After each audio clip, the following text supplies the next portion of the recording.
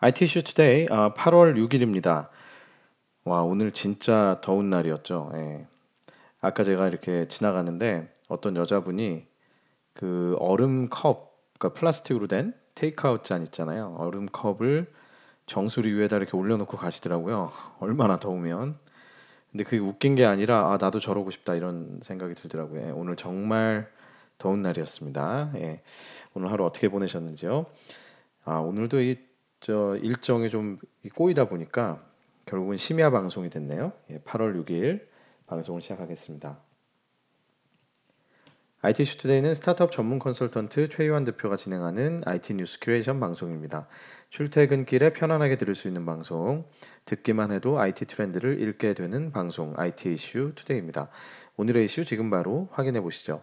본 방송은 스타트업 전문 컨설팅사 디토 파트너스 그룹에서 제공합니다.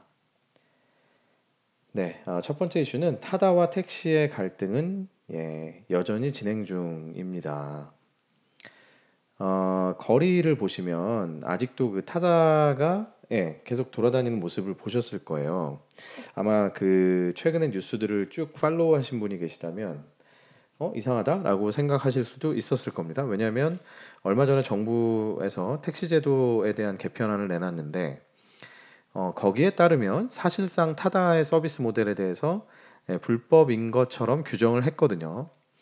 그런데 이제 여전히 거리에는 이제 타다가 보이는 상황이고요. 어떻게 보면 그러다 보니 이제 택시 업계에서는 계속해서 반발을 하는 상황입니다. 제가 써놓은 걸 잠깐 보시면 택시 개편한 이후에 타다에 대한 압박 강도를 계속 높이고 있죠. 예. 그 네 개의 택시 주요 단체들이 계속해서 압박을 높이고 있고 또 타다에 협조를 하는 개인이나 그 택시 법인에 대해서는 제명 등의 강도 높은 그런 불이익을 주겠다 이렇게 엄포를 하고 있는 상황입니다. 게다가 얼마 전에 사실 어제였죠. 타다가 택시 법인을 인수하겠다라는 움직임까지 보이자 더욱더 강력하게 제재를 예고를 하고 있는데요. 쉽게 말하면 타다에 뭐 조금이라도 협조를 하면 뭐 가만두지 않겠다. 뭐 이런 뭐 멤버에서도 제명을 하고 또 뭐 여러 가지 내용이 있더군요. 뭐 퇴직금이라든지 이런 것들에 해당이 안 되도록 하겠다라는 내용들이 기사로 여러 가지 표현이 돼 있는데 자 그런데 이제 이런 상황을 결국은 이제 타다가 그대로 보지 못하고 이제는 반격을 하기 시작했습니다. 택시 조합을 공정위에 신고하면서 맞대응을 하기 시작했는데요. 어, 근본적인 원인은 결국 택시 개편한 이후에 정부에서 뚜렷하게 타다의 모델에 대해서 합법이다 불법이다 내놓지 않기 때문에 지금 이런 상황이 또 벌어지고 있는 겁니다. 제가 어제 말씀드린 대로 택시 개편안이 발표된 이후에 모빌리티 기업들은 굉장히 빠른 속도로 어쨌거나 그 개편안을 받아들이고 그 개편안에서 규정하는 플랫폼 택시의 요건을 갖추기 위해서 이제 기존의 업체들과 협력 혹은 인수하는 그런 모습들을 보이고 있는데 물론 이제 그런 상황에 대해서 왜 그 택시 개편안이 발표가 됐는데 타다는 뭐 계속 하느냐 뭐 이렇게 또 얘기할 수도 있을 것이고요. 그것도 어느 정도 이해는 갑니다. 그런데 중요한 건 그렇다면 정부에서 명확하게 이건 뭐 합법이다, 불법이다 얘기를 했다라고 하면 더 이상은 이렇게 그 불씨가 계속 살아나지 않을 것 같은데 지금 꺼질 듯 이게 꺼지지 않는 불씨가 되고 있는 것에는 근본적으로 아직까지 또 이 정부에서 좀 애매한 그 자세를 취하고 있기 때문에 이런 일이 벌어지는 게 아닌가 하는 생각이 듭니다. 그 택시 개편안을 발표하면서 일각에서는 이제 뭐 혁신에 사실상 먹구름이 두려워졌다. 뭐 기존 업체 이해관계에 너무 손을 들어준 거 아니냐 뭐 그런 비판이 있었는데요. 뭐 저는 뭐 그게 맞을 수도 있고 틀릴 수도 있는데 그런데 어쨌든 중요한 건 그거를 뭐 정리를 한 판 하고 이제 발표를 하신 거잖아요. 근데 그렇다라고 하면 명확하게 그 방향에 맞게 이 산업의 그런 어떤 그 합법, 불법 이런 것들을 보는 잣대를 좀 명확하게 가져가는 게 사실 사업자 입장에서는 이 불확실성을 제거하는 그런 이제 그 일이 될 것 같습니다. 지금 계속해서 이런 부분들이 애매하게 남아 있다 보니까 이게 제가 보기에는 이제 거의 불이 꺼지는 듯 하다가 모빌리티 업계에 다시 한번 이런 불씨들이 살아나는 느낌이라서 상당히 안타까운 느낌이 들고요. 이게 또 첨예하게 막 갈등이 이어지지 않기를 부디 바라는 마음입니다. 괜히 또 그 참 아까운 그런 그죠? 생명을 잃고 막 이런 일은 다시는 없었으면 좋겠습니다. 정부에서 뭐 과감하게 개편안을 발표하신 김에 조금 더 명확하게 스탠스를 취해 주시면 좋지 않을까 그런 생각이 드네요. 두 번째 이슈는 구글이 얼굴 데이터를 돈 주고 구매했다. 뭐 이런 내용입니다.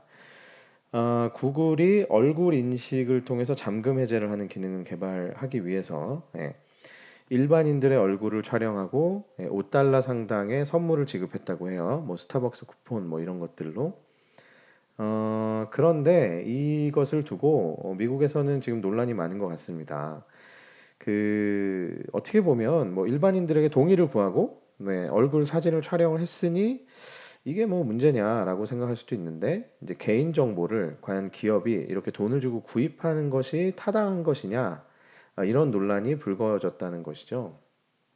아시다시피 최근에는 개인정보 규제가 계속해서 강화되고 있습니다. 그리고 각 개인들의 인식도 굉장히 높아지고 있죠. 수준이 높아지고 있기 때문에 점점 자신의 개인정보를 어디에도 이제 노출하는 것에 대해서는 굉장히 꺼려하는 경향이 있는데 반면에 또 이 AI라고 하는 것은 그런 개인정보가 늘 굉장히 많이 필요한 그런 특징을 가지고 있죠. 그런 정보들을 통해서만 똑똑해질 수 있는 그런 특성을 가지다 보니 결국은 이제 이런 것들이 논란이 되는 것 같습니다. AI를 발전시키기 위해서 과연 이렇게 그 돈을 주고 개인정보를 사는 것이 맞냐 틀리냐. 그거 맞다라고 하면 뭐 돈이면 그죠? 돈이면 뭐 개인정보만 다 살 수 있어. 막 이렇게 인식이 아예 바뀌는 또 영향을 저 효과를 낳을 것이고 그리고 이제 아니다라고 하면 이 과연 이제 이런 AI들이 학습을 할 수 있는 그런 데이터를 어떻게 구해야 되느냐 또 이런 것들이 쉽지 않은 문제겠죠. 그래서 이게 생각보다는 단순히 하나의 해프닝이 아니라 굉장히 근본적인 철학적인 문제를 끄집어내는 그런 계기가 됐던 것 같습니다. 결국은 뭐 개인정보 거래에 대한 것 과연 규제를 할 것이냐 아니면 어떤 기준을 마련할 것이냐에 대한 그런 고민으로 흘러갈 것 같은데요.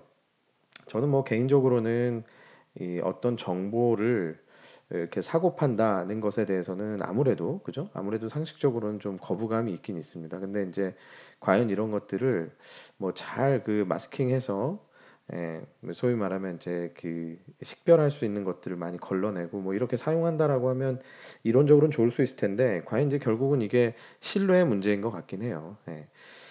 내 정보를 가져다가 어떻게 쓸까? 이거는 아직도 좀 그 뭐 의심이 많이 가는 부분이죠. 미국에서 과연 어떤 식으로 방향을 잡을지 계속해서 한번 지켜봐야 되겠습니다.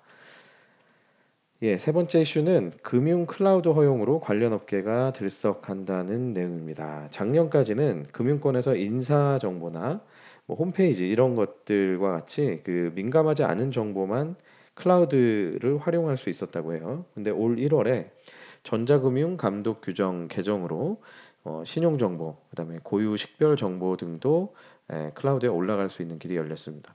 이에 따라서 KT, 뭐 네이버, NHN 이런 회사들이 각각 굉장히 금융에 특화된 클라우드 시스템을 뭐 이미 구축했거나 혹은 제공할 예정이라고 하는데요. 국내 금융업계에 이런 클라우드의 길이 열렸기 때문에 조만간 뭐 AWS나 오라클, 뭐 IBM 이런 업체들도 뭐 호시탐탐 노리면서 들어오려고 하겠죠. 결국은 그 신용 정보나 식별 정보까지도 다 클라우드에 올라간다라는 건 반대로 얘기하면 그만큼 그 보안에 대한 어떤 그 고객들의 그러니까 금융 기업 입장에서는 이 클라우드를 이용할 때 과연 이게 보안이 얼마나 잘 되느냐 이런 것들을 아주 그 면밀하고 예민하게 볼 것 같습니다. 그런 측면에서는 뭐 국내 업체들도 뭐 만만치 않게 뭐 잘 하시리라 생각이 들고요. 또 실제로 그 보안이라는 게 뭐 완벽한 게 어디 있겠습니까? 사실 그죠? 어느 정도는 또 사고가 있을 수도 있을 텐데 그럴 때 그 사고 대응 체계가 얼마나 그 신속하게 잘 이루어지느냐. 사실 이제 저희가 보면 뭐 스타트업들이 많이 겪는 것 중에 AWS랑 일을 하면 이게 뭔가 좀 이렇게 하여튼 외국 기업이랑 일하는 그런 불편함이 있죠. 이제 언어적인 것도 그렇고 그죠? 대응 속도나 이런 것들 그런 부분에서는 또 토종 기업들이 대응 체계에 있어서는 굉장히 신속함이나 정확성을 보여주시면 또 승산이 있지 않을까 그런 생각이 듭니다. 예, 다음 이슈는 한일 관계가 악화돼서 일본 여행이라는 것에 대해서는 이제 검색조차도 안 한다. 뭐 그런 내용이네요. 한일 관계 악화로 일본 여행에 대해서는 검색조차 안 하는데 일본에 대한 검색량이 평소 20% 정도의 점유율이었는데 최근에 3%까지 급감을 했다고 합니다. 일본 대신에 이제 방콕, 괌, 대만 등을 검색하는 그 행태가 늘어났다 이런 건데요. 이베이 코리아가 실제로 그 항공권 매출을 조사를 해보니까 7월 한 달 동안 일본 노선의 항공권 매출이 전년 대비했을 때 38%나 빠졌습니다. 반면에 싱가포르나 대만은 각각 52%, 38% 증가를 했는데요. 워낙 7월이 성수기잖아요. 그래서 국제선 평균적으로 전년 대비 23%가 늘었던 것을 감안하더라도 싱가포르와 대만은 상대적으로 굉장히 많이 올라갔고 일본은 평균이 23% 상승인데 마이너스 38%니까 이건 엄청나게 상대적으로 많이 떨어졌다고 봐야 되겠죠. 제가 이 기사를 뽑은 건 그 한일 관계가 악화되면서 뭐 일본 여행 검색도 안 한다. 어떻게 보면 뭐 상식적으로 다 생각할 수 있는 부분인데 뭐 이걸 통해서 저는 그냥 기사를 보면서 그냥 재밌었습니다. 왜냐하면 결국은 검색, 그다음에 태그 이런 것들은 늘 보면 현상을 예견해주는 어떤 선행지표 같은 느낌이 들어요. 그러니까 여기서도 보면 일본에 대한 검색조차가 잘 안 하고 검색에 대한 점유율이 쫙 떨어지니까 바로 그게 항공권 매출에 영향을 주지 않습니까? 저희가 지금은 보면 구석구석 보면 뭐 검색 혹은 태그 뭐 혹은 뭐 인기도 뭐 실시간 순위 이런 것들이 여기저기 많이 분석이 되어 있잖아요. 뭐 네이버만 해도 굉장히 많죠. 뭐 실시간 검색어 순위도 나오고 급상승도 나오고 그게 뭐 성별로도 나왔나요? 하여튼 뭐 연령별 뭐 많이 본 뉴스, 뭐 댓글이 많은 뉴스, 뭐 이런 여러 가지들이 있는데 이런 분석 데이터들을 저희가 늘 꾸준하게 잘 볼 필요가 있습니다. 특히 이제 새로운 사업들을 고민하시는 그런 스타트업들은 이런 부분에 대해서는 놓치지 않고 꾸준하게 보시면 어느 순간 이제 이 흐름이 읽히는 게 있거든요. 그래서 이런 검색 데이터, 뭐 태그 데이터, 뭐 어떤 순위 데이터 이런 것들을 이렇게 한번 뭐 별 뜻 없이 그냥 꾸준히 한번 보십시오. 그럼 여기서 나오는 많은 아이디어들이 있으실 겁니다. 뭐 예전에 보면 그 뭐 손정희 회장님은 뭐 어떤 제가 웹툰 같은 데서 본 건데 이게 진짜인지 모르겠어요. 근데 뭐 카드를 막 섞어서 임의로 두 개의 단어를 꺼내서 그 단어를 조합해서 뭐 아이디어를 냈다 뭐 이런 식의 그 노력도 하셨다고 하잖아요. 최근에는 좋은 데이터들 이미 잘 이렇게 먹기 좋게 분석되어 있는 것들이 많기 때문에 그런 것들 잘 보다 보시면 아주 좋은 그 아이디어들을 많이 얻으실 수 있을 겁니다. 자, 마지막은 공유 킥보드. 비올 땐 어떻게 하지? 이겁니다. 뭐 그냥 뭐 이제 간단한 기사인데요. 그 비가 오거나 뭐 눈이 오거나 하여튼 그런 예보가 있으면 이런 업체들은 주로 소프트웨어 업데이트, 뭐 그다음에 점검 이런 것들을 주로 한다라는 그런 내용입니다. 뭐 내용 자체는 이렇게 뭐 대단히 큰 내용은 아니고요. 그래서 뭐 비예보가 있으면 갑작스럽게 이제 배치 계획을 바꾸기도 하고 또 뭐 눈이 쌓여서 또 빙판길이 있고 이럴 경우에는 또 비슷하게 이제 대응을 하면서 뭐 배치 자체를 취소하거나 장소를 변경하는 뭐 그런 일들을 한다고 합니다. 근데 뭐 기사 내용 자체는 간단한 내용이고요. 그냥 저는 늘 그런 생각했었어요. 공유 자전거나 공유 킥보드를 보면 야 과연 이게 사계절이 있는 우리나라에서 저런 것들이 수익성을 낼 수 있을까? 그리고 이제 뭐 생각해 보십시오. 갑자기 막 최근에 보면 약간 스콜처럼 갑자기 큰 비가 막 내리고 하잖아요. 그럴 때마다 또 갑자기 이제 그 인력들이 나가서 그런 것들을 회수하고 뭐 재배치하고 하는 것들이 과연 이게 이 만만한 일은 아니겠다 싶은데 지금 뭐 공유 자전거나 공유 킥보드에 대한 것들이 워낙 인기이기 때문에 많이 이제 확산이 되고 있는데 요게 이제 시간이 좀 흐르다 보면 분명히 이 수익성에 대한 논란들이 좀 나올 것 같긴 합니다. 뭐 일례로 그런 얘기 있잖아요. 우리나라는 사실상 그 롯데월드와 같은 형태 외에는 테마파크를 하더라도 돈 벌기 쉽지 않다. 왜? 사계절이 있기 때문에. 비 오고 눈 오고 춥고 그죠? 바람 불고 이 만만치 않은 거죠. 그래서 과연 공유 자전거나 공유 킥보드가 진짜 수익을 낼 수 있을까? 뭐 이런 생각이 드는 기사라서 제가 한번 뽑아봤습니다. 아마 뭐 얼마 지나지 않아서 결국에는 합종 연행도 이루어지고 어느 정도 규모의 경제를 이루지 않는 한 이 사업들이 돈을 벌기가 좀 어렵다. 뭐 이런 얘기들이 아마 조만간 나오지 않을까 싶습니다.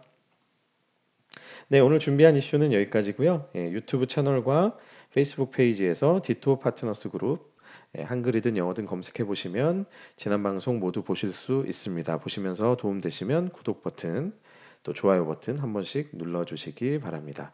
네, 오늘도 무더위 속에서 대한민국 IT를 위해서 고생하신 모든 여러분들 수고 많으셨습니다. 저는 내일 다시 찾아뵙겠습니다. 여러분 감사합니다.